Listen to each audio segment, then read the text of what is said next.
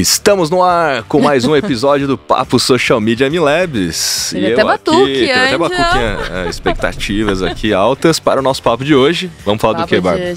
Nós vamos falar sobre como analisar o resultado dos posts nas mídias sociais.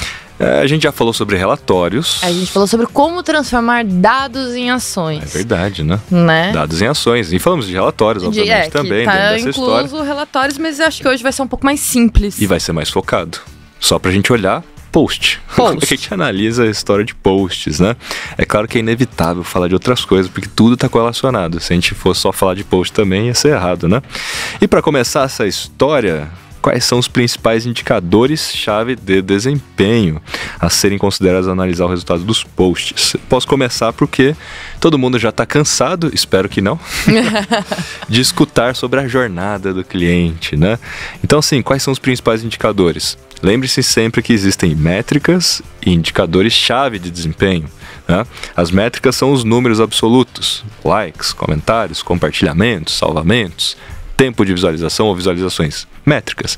Mas o indicador-chave de performance ou de resultado é aquilo que realmente vai dizer se a gente está indo para onde a gente queria ir, se a gente está chegando aonde que a gente queria chegar. E geralmente, para dar essa resposta, a gente tem que ter meta, né? Então, poxa, onde você quer chegar? Aí você fala, cara, eu quero daqui a um mês aumentar minha taxa de engajamento de 3% para 6%. Então, boa, então você sabe onde você quer chegar. Estamos chegando lá? Aí é o indicador-chave de performance, porque você consegue analisar, caramba, estou no metade do mês, tá, quanto que já aumentou a taxa, estou longe ou estou perto, né? E o indicador-chave, normalmente, ele está relacionado a uma ou mais métricas sempre, né? As métricas que compõem esses indicadores. Então, se a gente for olhar o crescimento, não é só olhar o crescimento, é olhar a taxa de na meta perda. No tempo. Isso. Né? E é o líquido, né? Que é o que você comentou. Não é só o número de seguidores novos, mas os seguidores novos e a perda dessa história. Qual é o net, né? O net é o líquido ali, né? De ganhos e perdas, né? Então, de fato, quais são os principais KPIs, Key Performance Indicators, de cada etapa? Descoberta é taxa de penetração. O que é essa história de taxa de penetração? Quantas das pessoas dentro do seu público-alvo potencial você está alcançando naquela etapa, com Reels, com TikTok, com Shorts? Como é que você sabe disso? Entrando nos sistemas de mídia dessas plataformas todas e colocando as variáveis de segmentação, tipo, é uma mulher, 18, 24, sei lá, que tem esses interesses. Quantas pessoas essas plataformas devolvem para vocês, né? 1 milhão de pessoas? 300 mil pessoas? Esse é o seu potencial. E aí você sempre vai comparar o seu alcance com o potencial. E sabe o que acontece sempre? Sempre não, né? O que acontece quando você, de alguma maneira, alcança muita gente e não sabe, ou pouca gente e não tem esse parâmetro. Primeiro que se for pouca gente, sempre fica chateado, né? Nossa, mas parece que a gente alcançou pouca gente. Mas, se você soubesse que o seu potencial público são 30 mil pessoas e você alcançou 20 mil, opa, mudou o jogo? Não é pouca gente. Você está alcançando, a maioria do seu público ao potencial. E ao contrário, Bárbara, do tipo assim, caramba, meu público ao potencial são de 300 mil pessoas e eu atingi 1 milhão de pessoas. Parece bom? Aparentemente não, né? Porque aí o lance, caramba, eu alcancei muito mais pessoas do que o meu público-alvo potencial, que significa que eu alcancei um monte de gente desqualificada. Que eu alcancei um monte de gente que não tem nada a ver com o meu público e, portanto, isso pode ser um terror na sua vida depois. Sim. Porque não dá para corrigir. Então, veja a importância da taxa de penetração e você saber o público-alvo potencial. Agora, é claro que com a mídia paga você mede isso melhor e controla melhor isso. Por isso que tem que fazer. A etapa 2, que é consideração. Taxa de alcance e frequência, né? A frequência significa a quantidade de vezes que você aparece para a mesma pessoa. Então, com os posts. Se você entrar no Analytics do Instagram, dividir o número de impressões por contas alcançadas na última semana, se esse número for, na média, entre 2 e 3, existe ali um estudo da Meta e da Nielsen que prova que esse é uma média de frequência ideal para aumentar a lembrança de marca, intenção de compra. Só que tem um ponto aqui que eu já falei, mas falei pouco, e eu acho que vale reforçar, que é um detalhe seríssimo dessa história de frequência. Porque quando você vai no orgânico, só no modo orgânico, e você olha para essa taxa para essa frequência, como eu coloquei aqui, entrando no Analytics do Instagram, dividindo impressões por alcance nos últimos 7 dias. Se der 2 ou 3, então tá ok? Não. Sabe por que não? Porque esse número de 2 a 3, ele é mais focado nas 2 primeiras etapas da jornada do cliente, descoberta e consideração. Porque a ideia é aumentar a lembrança de marca e intenção de compra, ou seja, é antes da etapa de compra. Ele não pode medir, ele não é uma média de todas as etapas da jornada, entende? Então, assim, 2 ou 3 é pouco, porque eu deveria ter feito mais, considerando a conversão, a experiência própria, a experiência compartilhada. Então, tem que ser maior do que 2 ou 3. Tem que ser maior. Agora, o 2 ou 3, ele tem que ser correspondente quando você tem campanhas na etapa de descoberta e consideração. Ali sim, na soma, tem que estar entre 2 ou 3 na semana, porque são campanhas para as 2 primeiras etapas. Então eu já falei disso, mas falei pouco, e acho que é um detalhe importante, porque senão muito a pessoa olha lá na lista, dá 2 ou 3. Porque eu faço as palestras, eu peço pra galera testar na hora, né? É porque não dá pra explicar, gente. Não tem tempo pra explicar isso em palestra, né? Esse é o problema. E muita gente acha que é só olhar ali e tá tudo certo. Ah, tô com 2 ou 3, então tá tudo bem. Não, deveria ser maior porque tem outras etapas nessa história.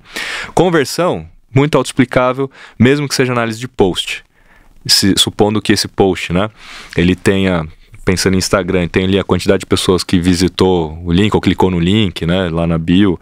Então, é isso que a gente quer. É clique em link, é clique no link do Stories. Analisar o que é conversão também ali pra você naquele momento, né, Rafa? Porque, beleza, mas eu não vendo nenhum produto ainda especificamente. Vou lançar um produto. A sua conversão pode ser o tráfego, né? Ali, pode quantas ser. Pessoas no LinkedIn pode ser assinante da sua newsletter, no LinkedIn.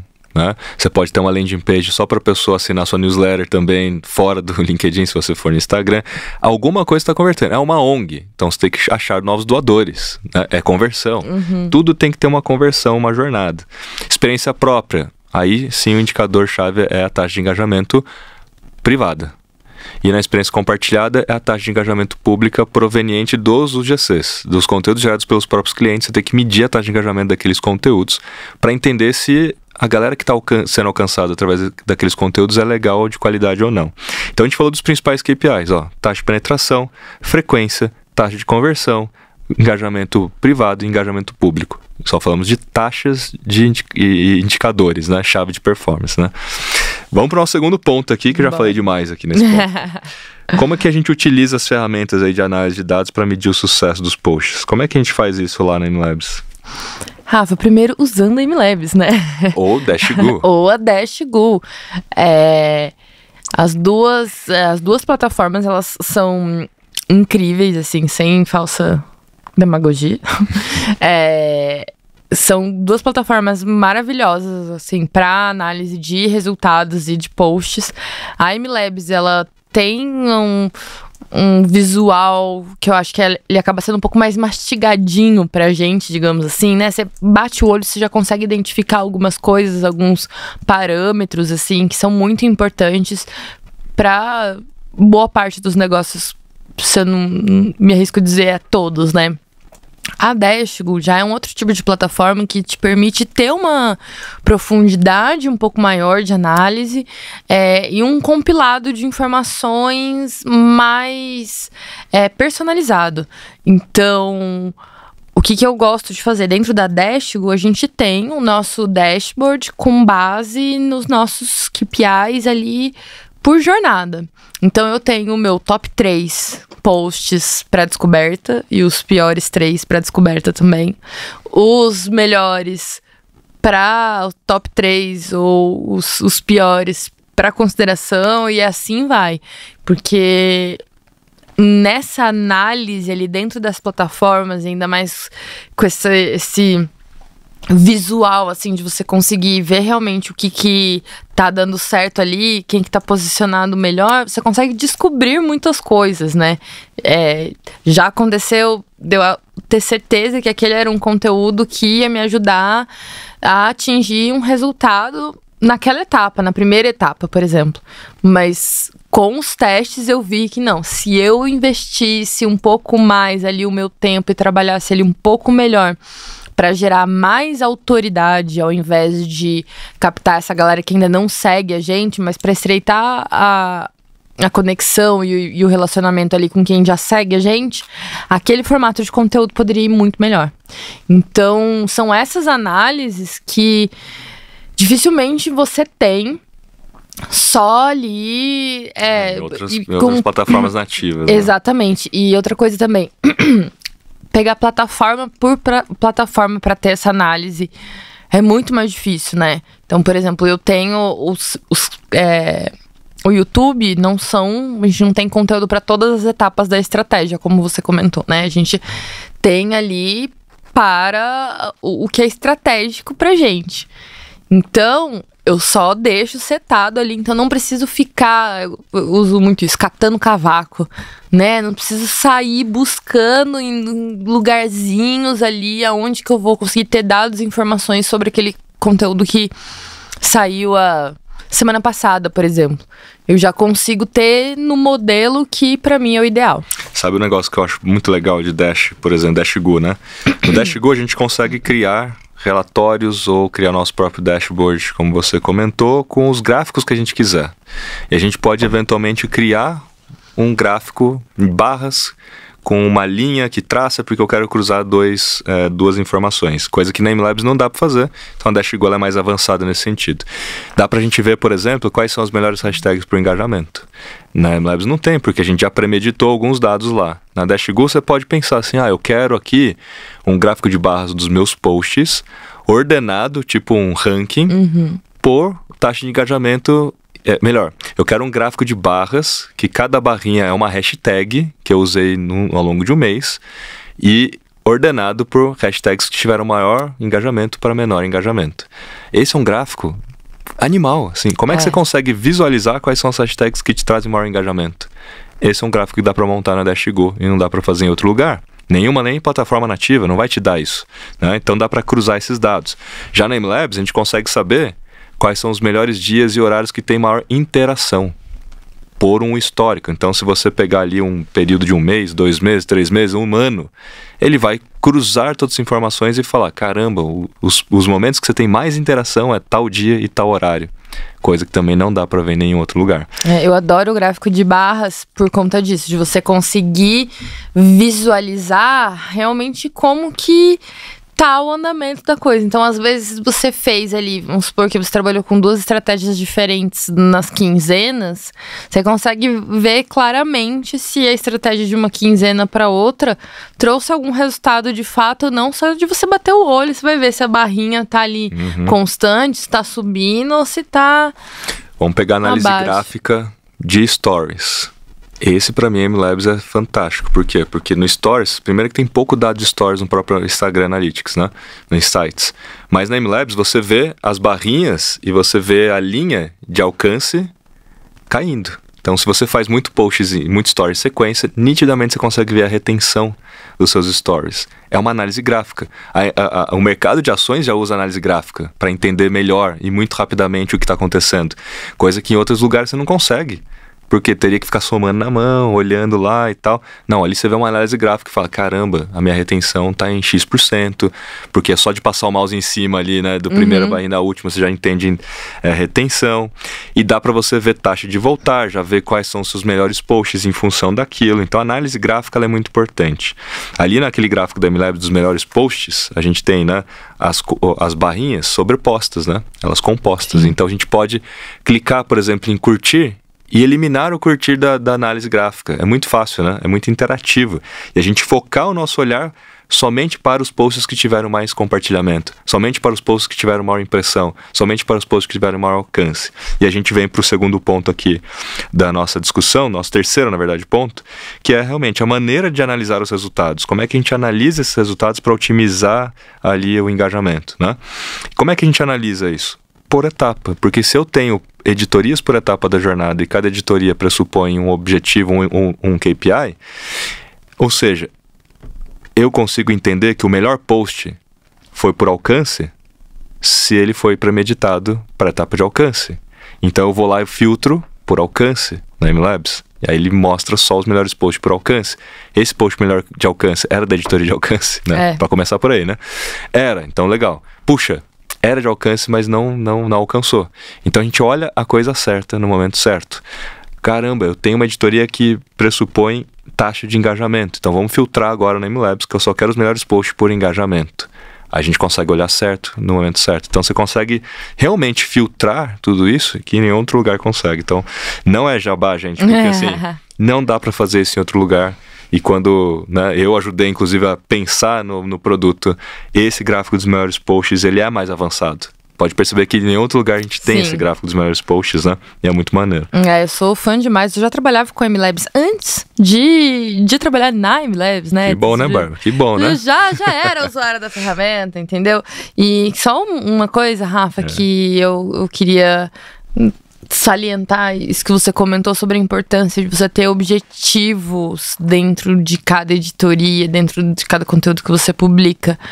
Porque as mídias sociais, elas são incríveis para você gerar engajamento, vendas, leads, tudo. Só que você não consegue cumprir com tudo com um único post ou 2. É um unicórnio, né? Não existe. Não existe, gente. É preciso realmente parar, pensar e ter objetivos bem estabelecidos. Não espere que aquele post vai ser o que mais engaja, que mais vai vender e que não mais vai ter alcance, que mais vai ter impressões. Que não vai ter uma fórmula mágica, né? É um quebra-cabeça e é por isso que a profissão de social media tem... É arte e ciência, né? É cada vez mais ciência. Tem crescido tanto, né? Assim. Realmente complexo o negócio, dá pra fazer, mas quando a gente pensa em análise, assim, mais decupada, digamos assim, né? Vou olhar primeiro isso, segundo isso, terceiro aquilo. Aí sim você consegue ver de maneira clara o que tá dando certo e o que não. Porque senão nada vai dar certo. É ter a consciência do que você tá analisando. Porque senão você só se baseia que engajamento é sinônimo de sucesso. E aí eu pergunto, né? Qual é o melhor post? É o post que teve maior impressão? É o post que teve maior alcance? É o post que teve maior taxa de engajamento? Quem aí se arrisca a colocar nos comentários o que é o melhor post? Qual desses é o melhor post? É o que tem maior alcance, o que tem mais impressões ou o que tem mais taxa de engajamento? Sabendo que, invariavelmente, os posts que têm maior taxa de engajamento têm menor alcance e têm menor impressão. Por quê? Porque se você alcançar menos pessoas, você alcança menos pessoas, mas alcança aquelas pessoas que já são mais engajadas e, portanto, maior taxa de engajamento. Quando você alcança muito e viraliza, inevitavelmente você vai alcançar gente que não se identifica, maior alcance, mas menor engajamento. Qual é o melhor post? Qual a resposta, Bárbara? Depende. Depende da etapa da jornada, como a gente falou aqui. Então, se você tem essa consciência e sabe o que está fazendo, você vai saber analisar de forma correta o que é o melhor post. E Bárbara, como é que você leva em consideração as tendências, as trends? Por exemplo, é Black Friday, vou fazer um conteúdo aqui X. Dá para levar em consideração que ele vai ter que atingir os mesmos resultados que historicamente a gente atinge? Já que é um momento mais concorrido, sei lá? É difícil, viu? Sim, porque existem dois lados. Ou pode dar muito certo se o seu conteúdo for muito bom, então realmente as pessoas naquele período elas estão mais propensas a consumir aquele conteúdo, mas considerando ali o cenário atual das mídias sociais, todas as mídias sociais, né, a quantidade de criadores de conteúdo, marcas e pessoas físicas ali, existe uma maior concorrência quando a gente entra ali dentro de ou uma campanha comemorativa, né? A época de Copa do Mundo. Copa do Mundo pode falar, né? Eu não lembrava, tinha, acho que agora pode, mas né? A gente tá aqui comentando, não tá fazendo propaganda, usando... Então, beleza. Copa do Mundo. Cara, todo mundo falando de seleção e futebol. Então, sim, se você tiver realmente um conteúdo muito bom e que se destaque naquele contexto, beleza. Mas saiba que você vai estar no meio de uma multidão, né? Então, assim... Tô tentando puxar um assunto que ninguém tá interessado naquele momento, né? Tá todo mundo falando de um assunto, né? E pegando até esse gancho, assim, da sazonalidade ou das campanhas, né, e tal... Sabendo, então, que existem sazonalidades e campanhas, dá pra gente premeditar e orientar, de repente, o cliente de que, nesse período aqui, a taxa de engajamento vai ser menor, ou a barra sobe ainda mais, do tipo, olha, A gente vai ter que conseguir entrar nesses assuntos de forma criativa, sem violar muito do segmento, sem violar nenhum tipo de, né, de legislação ou ética, para conseguir surfar, para conseguir ter uma taxa de engajamento mais alta, né? O que é aceitável? Outro ponto também é que, invariavelmente, os horários de pico são os horários que têm menor taxa de engajamento. Uma pesquisa que eu postei já no meu Instagram falou isso. Geralmente, os horários de pico têm os piores taxas de engajamento, mas não é por acaso, por causa da concorrência. Tem muita gente postando naquele momento. É igual quando chega à noite e tem um monte de live. Você não entra numa live e fica. Nossa, você entra e sai, entra e sai, entra e sai. Retenção baixa, né? E a mesma coisa do conteúdo. É fear of missing out. Você tem muito conteúdo lá e você fica scrollando, mas não interage em nada. Então, taxa de engajamento baixa. Então, tem que levar em consideração essas coisas para decidir os momentos que você vai postar, decidir com certeza as campanhas ou sazonalidade. E coisas que não estão no nosso controle também é muito importante, né, Rafa? Uma mudança do algoritmo ou alguma notícia mesmo ali que a gente estava falando sobre, né, períodos e às vezes as pessoas não estão nem aí para o que você está falando. E eu lembrei, assim, do período onde a gente estava com a pandemia ali latente, em busca ali da vacina. E, assim, na semana que foi anunciadas as vacinas, as 2 semanas ali, os nossos resultados, eles estavam muito ruins. E eu tava com a cabeça porque eu também estava vivendo nesse momento pandêmico, né?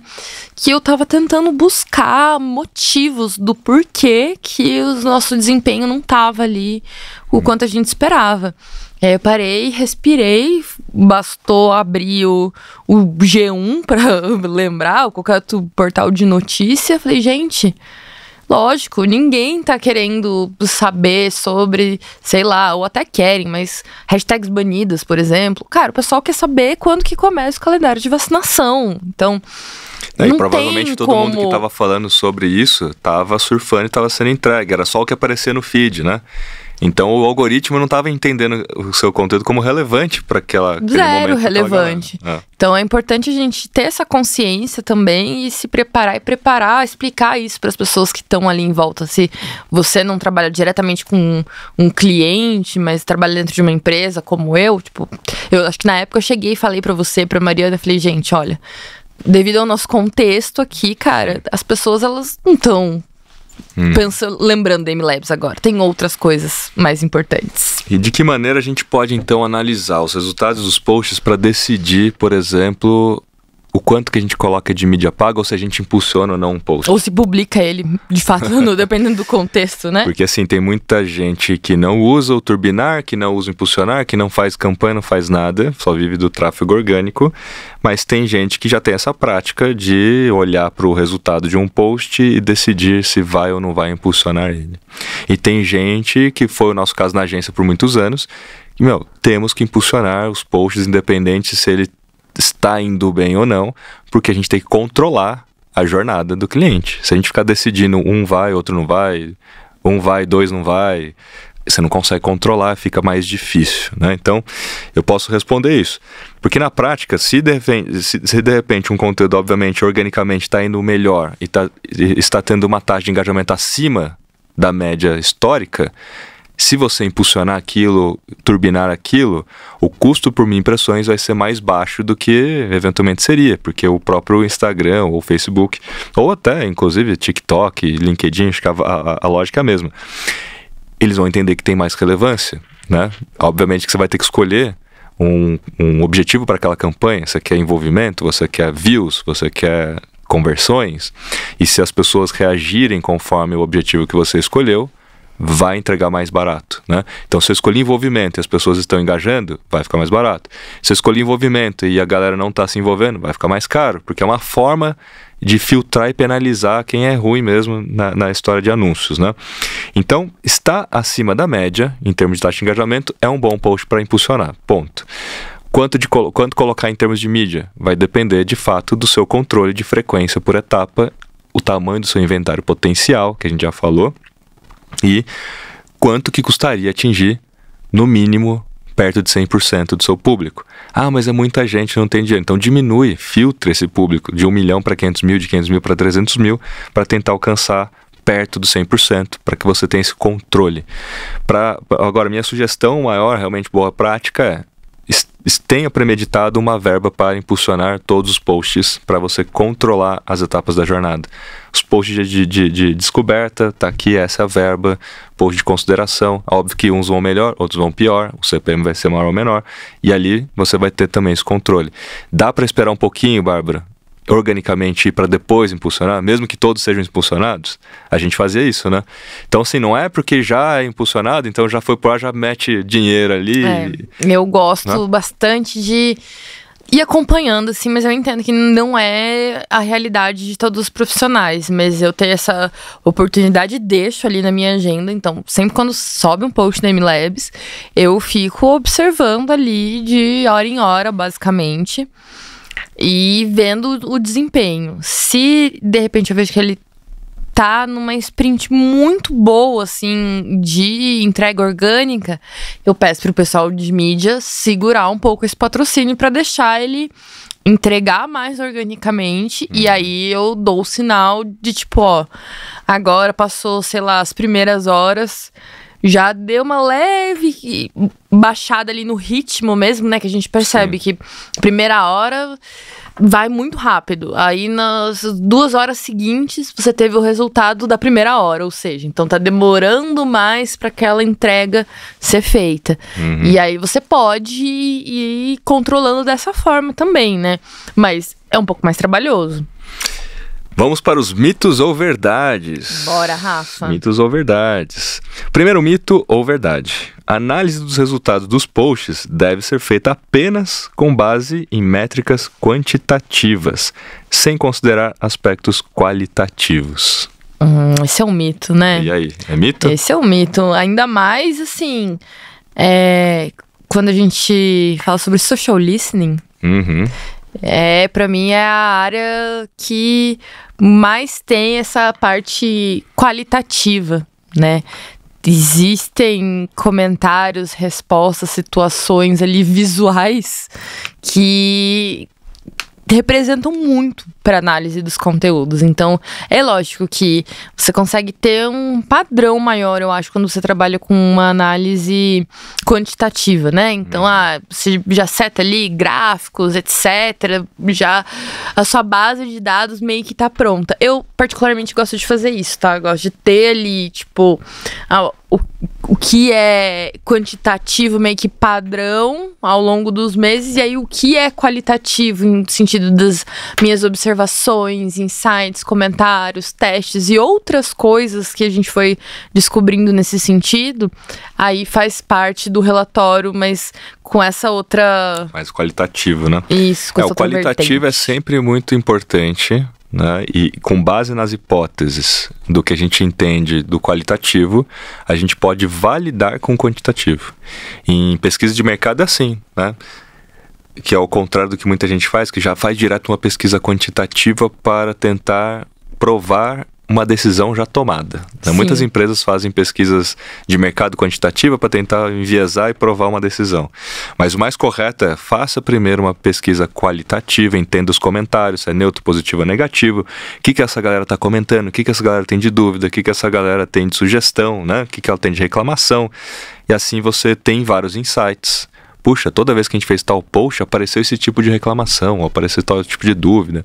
Vamos criar uma hipótese aqui, então. Então, se a gente fizer um post que já é o post que resolve essa dor, será que os comentários vão mudar? Será que a gente vai ter mais comentários positivos? Ou seja, uma hipótese. Vai para o quantitativo, que é fazer pelo menos por uma semana, 2, 1 mês, posts com aquela hipótese, porque senão uma vez só não valida, né? Aí você vai para o quantitativo e vai medir aí quantitativamente a qualidade dos comentários, a quantidade dos posts, né? Vamos para o outro ponto aqui. As ferramentas de análise de dados das plataformas de mídias sociais, ou seja, as nativas, né, são suficientes para medir o sucesso dos posts? A gente falou aqui, né? Que não dá. Porque você não consegue comparar histórico, não tem dados. Você não tem como salvar os dados, inclusive lá de 1 ano atrás, de 2 anos atrás, e, enfim. E já vamos combinar que ferramenta nenhuma faz uma análise sozinha. Assim, tipo, Você pode, as ferramentas elas trazem ali um insumo, mas a análise crítica ali e a tomada de decisão e insights, quem traz é o ser pensante que está por trás das mídias sociais e das plataformas, né? E sabe uma coisa que eu acho bem legal na Dashgo? Que a gente consegue criar ali, por exemplo, um relatório. Eu coloco o gráfico do Google Analytics e do lado o gráfico, por exemplo, do Instagram, do Facebook, etc. E você consegue ver as correlações dos picos de acesso com os picos, de repente, de um post que engajou mais. E aí dá para criar essas correlações. Caramba, a gente teve realmente uma fonte de tráfego aqui vindo do social, que naquele dia teve muito acesso, né? E dá para entender qual foi o post, qual foi a ação, né? Então dá para cruzar mais fontes de dados e realmente faz sentido a gente ir além das plataformas nativas. Próxima ponto, é boa. vai. Vou passar Manda para aí. você essa aqui, que você vai gostar de responder. A análise dos resultados deve ser feita apenas para fazer o relatório? Falamos disso no episódio de indicadores, né, de relatórios, etc. E é ótimo que você fala sobre isso todos os dias, basicamente, né, Rafa? Mas é assim, gente, não adianta esperar o leite derramar, né? Essa é a grande verdade. Então, não deve ser feito apenas uma análise para criar o relatório, porque aí naturalmente você vai ver que já deu merda, que não deu errado, aí você vai ter que se justificar através de relatório e vai ficar uma situação ruim, né? Que, tipo assim, você deveria ter visto isso antes, né? Vai ficar aqui aquela coisa na mesa aqui, né? Você deveria ter visto isso antes. Então, acompanhar através de dashboards as métricas de acompanhamento. O Dashgo oferece isso, o Dashgo dá para fazer um portal do cliente, dá para todo mundo ver isso basicamente em tempo real. Uma vez por semana, eu acho que é legal, é uma prática legal. Não precisa ver ali hora em hora, dia a dia, a não ser o post que foi hoje ali, né? Que você vai acompanhando e tal. Mas olhar o todo ali uma vez por semana te ajuda a corrigir rotas, te ajuda a melhorar o desempenho daquilo que você vai fazer. Porque naturalmente a gente repete os ciclos, geralmente semanalmente, né? As minhas editorias se repetem semanalmente, então uma semana para outra você já consegue corrigir alguma coisa. E as análises de dados, né, as análises de resultados dos posts, deve ser baseada apenas em comparações com concorrentes? Porque tem muita gente assim, né? Eu preciso vencer meu concorrente, não importa o resto, né? Em termos de crescimento de followers. Eu preciso vencer, é ótimo. Eu imagino pessoas assim, tipo da idade média, sabe? Preciso guerrear por esse público-alvo. E não é bem assim, né, Rafa? É mito, né? É muito mito, até porque às vezes seu concorrente, ele tá deixando de atender uma dor ou um desejo ali da sua audiência que você pode atender com autenticidade, com um serviço diferenciado, né, com conteúdo, enfim, eu acho que... Eu arriscaria dizer que... Acho muito demodê isso de ficar olhando muito pro concorrente. Mas eu arriscaria dizer que o importante é você olhar para benchmarks, não para concorrentes. Então defina quais são os seus benchmarks, quem são os perfis que você admira e fala, esses caras fazem um puta de um trabalho legal. E pode ser de outra área, pode ser de outro segmento, né? Se for do mesmo segmento, mas não concorrente, é melhor ainda porque tem proximidade com o público, dá para ter um parâmetro mais real, né? Sim. Daquilo que é possível, mas tenha benchmarks. Vamos para o último mito aqui. Engajamento orgânico nas mídias sociais não é afetado pela estratégia de anúncios pagos. Polêmica é sim, Rafa. E aí, quando a gente vai lá e impulsiona um post, cai o engajamento? Depende. Eu tô achando ótimo que hoje o Mitos e Verdades tá tipo depende, né? Depende do seu objetivo porque a ali. A afirmação é, o engajamento orgânico nas mídias sociais não é afetado pela estratégia de anúncios pagos. Então assim, pô, vamos lá, que eu falei, todos os posts vão ser patrocinados ou impulsionados. A gente falou aqui de esperar um pouquinho, né, pra ver se o negócio vai bem, mas depois coloca o dinheiro. Mas tava em 8% a taxa de engajamento até o modo orgânico. Impulsionou o negócio, aí caiu para 4%, para 3%. Acontece isso com frequência? Não com muita frequência, mas pode acontecer, né, Rafa? Ainda mais se você patrocinar por um objetivo que não é o objetivo de engajamento, por exemplo, a taxa tende a reduzir. Então, por isso que você precisa pensar muito bem em qual vai ser seu objetivo, qual a etapa da jornada. Exatamente, porque você impulsionar só por impulsionar, né, patrocinar, no caso, dificilmente você vai conseguir avaliar ali depois, se você não premeditou isso antes, como que você vai...